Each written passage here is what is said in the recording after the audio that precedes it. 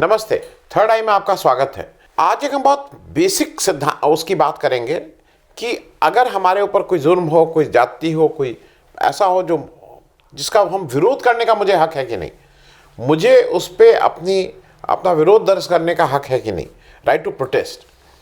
ये बात मैं इस रेफरेंस में कह रहा हूँ कि राजस्थान के कुछ बेरोजगार युवक जिनकी अपनी कुछ डिमांड्स हैं, वो राजस्थान से चल के उत्तर प्रदेश आके लखनऊ की राजधानी में कांग्रेस के दफ्तर के बाहर प्रियंका गांधी से मिलकर उस पर कार्रवाई करने का दबाव बनाने के लिए धरना प्रदर्शन कर रहे हैं पिछले 4-5 दिन से। ये लोग जो आए हैं, ये राजस्थान बेरोजगारी एकीकृत महासंघ के बैनर के नीचे आए हैं। ये अलग अलग अनएम्प्लॉयड यूथ का एक ऑर्गेनाइजेशन है, जॉइंट ऑर्गेनाइजेशन है, और इसके प्रदेश अध्यक्ष उपेंद्र यादव हैं। उपेंद्र यादव जी इनकी डिमांड को बहुत मजबूती के साथ रख रहे हैं। उन्होंने ये भी बताया कि ये आंदोलन 15 फरवरी 2021 में शुरू हुआ था। उसके बाद कुछ मंत्री लोग राजस्थान के आए। ये शुरू हुआ था राजस्थान में ही, सब राजस्थान का ही मामला है। कुछ राजस्थान सरकार के मंत्री आए, उन्होंने कुछ आश्वासन दिया, कुछ लिखित में भी दिया, और कुछ बातें मानी गई, कुछ बातें नहीं मानी गई। फिर इनकी करीब 15 सूत्री मांग है इस समय, और ये 14 अक्टूबर से फिर जयपुर में धरने पे बैठे थे। तो 40, 45, 46 दिन के बाद इनका ये मानना है कि जब हमारा कुछ ऐसा नहीं हुआ तो फिर हम वहाँ से उठ के अब लखनऊ आ गए हैं। उसका बैकग्राउंड भी मैं बताऊंगा, लेकिन उससे पहले मैं आप लोगों से एक आग्रह फिर कर लूँ, चैनल को कृपया सब्सक्राइब करिए, चैनल की मेंबरशिप ले लीजिए। और अगर मेंबरशिप जो है वो हर महीने आपको एक मामूली रकम आपको देनी होगी, या आप वन टाइम अगर सपोर्ट करना चाहते हैं, वन टाइम हमारी सहायता करना चाहते हैं, तो वो आर्थिक मदद के लिए नीचे डिस्क्रिप्शन बॉक्स में चले जाएगा, सब वहाँ डिटेल्स मिल जाएंगे। अब मेन चीज़ ये हो रही है कि ये लोग जब लखनऊ आए हैं और इनका कुछ चीज़ों को लेके ये माना जा रहा है, कुछ लोग कह रहे हैं ये बीजेपी स्पॉन्सर्ड हैं क्योंकि उत्तर प्रदेश में चुनाव होने हैं। प्रियंका गांधी ने यहाँ आके थोड़ा माहौल में गर्मी तो पैदा ही कर दी है, बीजेपी के लिए थोड़ा डिफ़िकल्ट हो रहा है।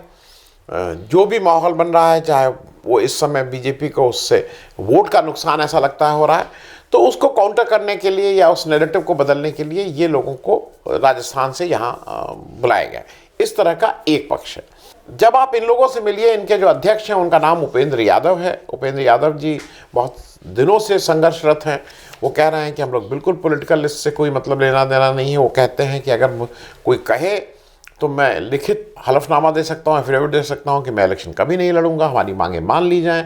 वो उनका कहना है कि जब पहले ऑपोजिशन में कांग्रेस थी तो कांग्रेस इनके साथ खड़ी थी, लेकिन फिर जब सरकार में आ गई तो वो सारी चीज़ें भूल गए। उसमें आगे आपको थोड़ा इसके बारे में और भी बता दें कि अब ये किसी की समझ में, अगर आप आम किसी से पूछे तो उसको लगता है भाई इसका धरना प्रदर्शन करना, अशोक गहलोत वहाँ के मुख्यमंत्री हैं या वहाँ की सरकार है तो वहीं करिए।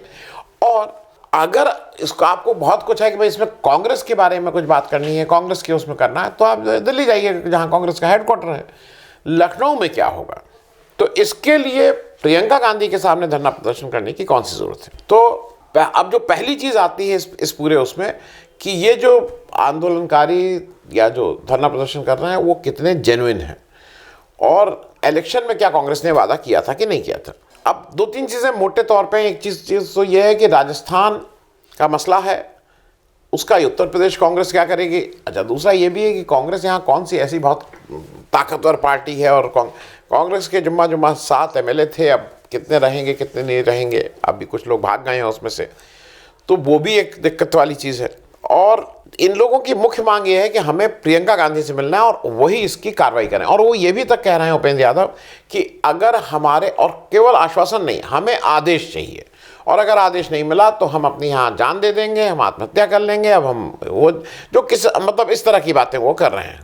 अच्छा, इसमें एक चीज़ ज़रा मैं आपको पहले ये बता दूँ कि कुछ हद तक इस जो ये बात हुई, आपको बच्चे का नहीं होता, बच्चा अगर एक बार रोने लगे और कुछ गलत बात आप उसकी कहीं भी कर लीजिए तो फिर वो और हो जाता है, फिर मांग बढ़ने लगती है, फिर मांग बढ़ने लगती है।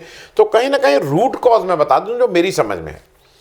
जुलाई में एक इसी तरह की बात लेके 3 लोगों का एक डेलीगेशन लखनऊ आया था राजस्थान का, और वो कुछ कंप्यूटर टीचर्स की बात थी कि कंप्यूटर टीचर्स को रेगुलर कर दिया जाए, उनको संविदा पे न रखा जाए, इत्यादि इत्यादि। उन्होंने अपना एक मांग पत्र प्रियंका गांधी से मिले थे और उनको दिया था। प्रियंका गांधी ने इंटरवीन किया था और राजस्थान सरकार से बात की थी और उनकी मांगें मान ली गई थी। उनका जो भी रेगुलराइजेशन होना था, जो नियमित करना था, वो कर दिया गया था। तो जब उनका कर दिया गया था तो इन युवकों को ये लगता है कि वो अगर प्रेशर प्रियंका गांधी के ऊपर बनाया जाए और अगर प्रियंका गांधी एक बार वहां अशोक गहलोत से कह दें तो ये मान लिया जाएगा, इस तरह का उनको लगता है। अब ये चीज़ें बीजेपी को सूट कर रही हैं, तो इसलिए ये मानना कि बीजेपी स्पॉन्सर्ड अगर नहीं भी है तो बीजेपी कहीं ना कहीं से उसको हवा तो दे ही रही है। अब मैं इसको इसलिए कह रहा हूं, दो कारण हैं। एक कारण यह है कि इको गार्डन, यहाँ पे लखनऊ में एक जगह है इको गार्डन यहाँ से मेन जगह से जहाँ पुरानी जेल हुआ करती थी उसके आगे बना हुआ है। वहाँ पे धरना प्रदर्शन स्थल है। वो एक वहाँ का जो पार्किंग लॉट है उसको धरना प्रदर्शन स्थल नॉमिनेट कर दिया गया है। ताला चाबी लगता है, फिर खुल जाता है, अंदर चले जाइए, दिन भर धरना प्रदर्शन कीजिए, रात में ताला चाबी बंद हो जाएगा, बाथरूम में बंद हो जाएंगे, आप अपने घर चले जाइए, फिर धरना करिए। वहाँ कम से कम 40-50 अलग अलग तरह के लोग धरना प्रदर्शन करते रहते हैं, जैसे आपको दिल्ली में जंतर मंतर पर दिखता रहता है। हर एक की डिमांड है, हर एक एसोसिएशन है, सरकार हर जगह की एक ही जैसी है, उसके सरकार के चरित्र में कोई बहुत फ़र्क नहीं होता है, तो वो धरना प्रदर्शन चलता है। लेकिन उन लोगों को जहाँ पे लखनऊ का जो मेन नर्व सेंटर है हजरतगंज विधानसभा, उनके आसपास आने की इजाज़त नहीं दी जाती है। लेकिन ये जो राजस्थान से आए हुए बेरोजगार नवयुवक हैं, इनको बिल्कुल उस सेंटर में, क्योंकि कांग्रेस का कार्यालय वहीं है, उस कार्यालय के बाहर आने की इजाज़त दी गई है और ये लोग वहाँ बैठ के धरना प्रदर्शन वहाँ पे भी करते हैं, इको गार्डन में भी जाते हैं दिन में। ऐसा भी आरोप है, इस तरह का आरोप कांग्रेस की तरफ से भी है कि इनको कहीं ना कहीं स्टेट गवर्नमेंट इनको बैक कर रही है। अच्छा, ये जानते हैं क्या है, ये कुछ उस तरह का है कि ओवैसी साहब AIMIM वाले आते हैं जहाँ पे बीजेपी का इलेक्शन लड़ रही होती है, तो वो आके खूब गरजते हैं, बीजेपी को करते हैं, लेकिन वो पोलराइज करने का काम करते हैं, वोट वो हिंदू मुस्लिम करते हैं। तो आपने कभी देखा है कि बीजेपी ने कभी ओवैसी को आपने देखा है कि उनकी सभा ना होने दी हो? कभी आपने देखा है कि ओवैसी क्या क्या बातें कहते हैं जो इनको ये व्हाट्सएप पे और सोशल मीडिया पे खूब होता है कि देखिए ये कहा आपने, और इनके भाई जो है वो तो बहुत ही गंदी भाषा का इस्तेमाल करते हैं। आपने कभी देखा कि इनके खिलाफ कोई FIR हुई हो, इनको कहीं रोका गया हो, इनको कोई गिरफ्तार किया गया हो? और खास करके जहां इलेक्शन है तो बीजेपी को सूट करता है कि ओवैसी आके उस तरह की भाषा बोले तो उनके वोट कंसोलिडेट हो। तो एक अगर थोड़ी देर के लिए मान भी लें कि अगर ये बीजेपी स्पॉन्सर्ड नहीं भी है तो बीजेपी को ये सूट कर रहा है, इसलिए वो थोड़ा आंख बंद करने का जो काम होता है कि आंख बंद कर लो, क्योंकि एक तरफ बीजेपी बहुत कंसर्न है कि वहां रास्ता रोक रहा है, ये रोक रहा है, वो रोक रहा है, लेकिन जहां पे कांग्रेस कार्यालय के बाहर उनको धरना प्रदर्शन की इजाजत दे रहा है। एक इनके ऊपर और आरोप था, क्योंकि जिन गाड़ियों में आए थे वो गाड़ियों के फोटो मैं लगा दे रहा हूँ, वो कितनी जेन्युइन है कितनी नहीं है ये मुझे बहुत नहीं कह सकता हूँ, क्योंकि ऐसे उसमें जेन्युइन फ़ोटो तो आप या तो खुद खींचिए, मैं खुद नहीं खींचा हूँ, मेरे पत्रकार ने, लेकिन महंगी गाड़ियों से आए थे। लेकिन ये कोई बात नहीं हो, अगर मान लीजिए कोई महंगी गाड़ी से धरना प्रदर्शन करने आ रहा है तो उसमें क्या बात है। एक काम कांग्रेस ने किया था कि जब ये लोग आए थे तो कांग्रेस ने इनको रजाई गद्दे और टेंट प्रोवाइड कर दिया था कि भाई ठंड वक्त में मत रहिए, आप इसी में रह के प्रदर्शन करिए। अब फिर से जो बीजेपी की बात आ रही है, क्योंकि प्रियंका गांधी आई हैं तब से ये दिक्कत बीजेपी को हो रही है। एक लखीमपुर की घटना हुई थी टेनी मिश्रा वाली, अगर आपको याद हो, टेनी मिश्रा के लड़के ने, जैसा आरोप है कि उन्होंने किसानों के ऊपर गाड़ी चला के किसानों को मार डाला था, रौंद दिया था जिसको कह रहा है, वो एक बड़ा इशू बना था। प्रियंका गांधी उनसे मिलने जाना चाह रही थी, फिर उनको सीतापुर रोक दिया गया था। फिर उसी 2-3 दिन के दौरान लखनऊ से लेके लखीमपुर तक बड़े बड़े पोस्टर लग गए थे कि 84 के दंगे, मतलब जो 84 के दंगे थे जिस समय इंदिरा गांधी की हत्या हुई थी, सिखों को के ऊपर अत्याचार हुआ था, उसकी याद बार बार वो दंगे की, उनके दंगों को माफ़ करोगे, उनको वो करोगे, इस तरह के करके। और वो बिल्कुल साफ लग रहा था, उनके नाम भी नीचे लिखे हुए थे। वो सारे लोग बिल्कुल ठीक से साफ था कि भारतीय जनता पार्टी द्वारा स्पॉन्सर्ड जो लोग थे, वो पूरे पोस्टर रोज यहाँ से रंग दिए गए थे, वो होर्डिंग सब लग गई थी रातों रात। जैसा काम बिना इस मतलब सरकार के अनुमोदन के नहीं हो सकता है। अब क्योंकि एक चीज़ और है, अगर आपको सरकार से के ऊपर प्रेशर डालना है तो आप पंजाब में चले जाएं, वहाँ पे भी इलेक्शन है, वहाँ पे भी एक सरकार है, तो वहाँ नहीं जा रहे हैं। क्योंकि ये बात वही है कि उत्तर प्रदेश में मतलब जो बीजेपी की सरकार है और उसको ये सूट कर रहा है कि ये करें। एक जो चीज़ मैं कहना चाह रहा था कि एक बहुत इंटरेस्टिंग है, इनकी एक डिमांड जो है, उस 15 डिमांड में एक डिमांड मैं बता दूं, वो है कि लीकिंग ऑफ एग्जाम पेपर का कानून एक बिल्कुल बनना चाहिए कि नॉन अवेलेबल, और उस पर बड़ा सख्त कानून बनना चाहिए। अब उत्तर प्रदेश में जो क्वेश्चन पेपर जिस ढंग से लीक हुआ है और जिनके जिनके नाम उजागर हो रहे हैं, वो कहाँ से, कैसे, किस तरह से दिए गए, एक तो प्राइवेट एजेंसी को वो क्यों दिया गया एग्जामिनेशन पेपर छापने को, गवर्नमेंट का अपना गवर्नमेंट प्रिंटिंग प्रेस है, वहाँ सिक्योरिटी प्रेस में क्यों नहीं छपाया गया, ये सब अनुत्तरित प्रश्न है। लेकिन ये कुछ इसी तरह की अगर राजस्थान की डिमांड यहाँ हो तो यहाँ की भी वही डिमांड होगी, यहाँ की यूथ की मोरलेस कॉमन सब जगह समस्याएं हैं।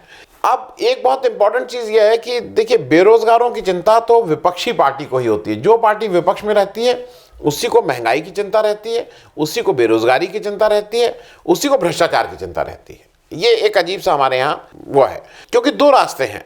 एक तो ये है कि सबको सब जगह आप धरना प्रदर्शन करने दीजिए, पिक एंड चूज मत करिए। दूसरा, मेरे हिसाब से एक बहुत स्पष्ट जो अभी हुआ है, वो स्पष्ट ये हुआ है कि हम सब लोग जब बड़े हो रहे थे, इमरजेंसी लगी थी, हम सब लोगों ने कांग्रेस का घनघोर विरोध किया था, लेकिन विरोध करना में उसमें कोई दिक्कत नहीं हुई थी। मैं इस बात को इसलिए कह रहा हूं कि एक तरफ यहां पे लोग आके ये धरना प्रदर्शन कर रहे हैं, टेंट डाले हुए हैं, अवरुद्ध हो ही रहा है। दूसरी तरफ लखीमपुर में किसानों ने, अगर आपको याद हो, वो केशव प्रसाद मौर्य जी की मीटिंग थी, उनके हेलीकॉप्टर को उतरने से मना किया था।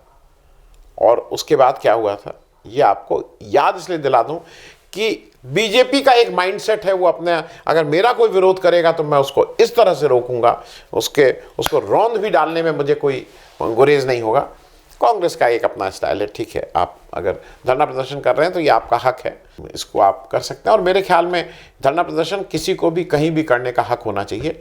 इलेक्शन का समय है, सभी उसमें अपने अपने ढंग से उसका फ़ायदा उठाना चाहेंगे। ये देखने वाली बात होगी कि ये जो बेरोज़गारी का प्रश्न है, ये किसी तरह से किसी भी इलेक्शन में, चाहे स्टेट हो चाहे पार्लियामेंट का हो, ये बेसिक मुद्दा बनना चाहिए। अगर ये मुद्दा बन जाएगा तो आने वाले समय में शायद इस तरह के एजिटेशन की भी ज़रूरत नहीं पड़ेगी। बहुत बहुत धन्यवाद। अगर आपको दी पब्लिक के कार्यक्रम पसंद आते हैं तो इन्हें लाइक करें। अगर आप इस वीडियो को YouTube पर देख रहे हैं तो चैनल को सब्सक्राइब करें, और अगर आप इसे Facebook पर देख रहे हैं तो दी पब्लिक के पेज को लाइक करें। अगर आप चाहते हैं कि हम निष्पक्ष पत्रकारिता को जारी रखते हुए आपसे जुड़े मुद्दों पर सवाल उठाते रहें तो हमें सहयोग करें। आपका छोटा से छोटा सहयोग भी इस मुहिम को जारी रखने में हमें ताकत देगा। डोनेट करने के लिए डिटेल्स जो हैं वो डिस्क्रिप्शन बॉक्स में दी गई हैं। धन्यवाद।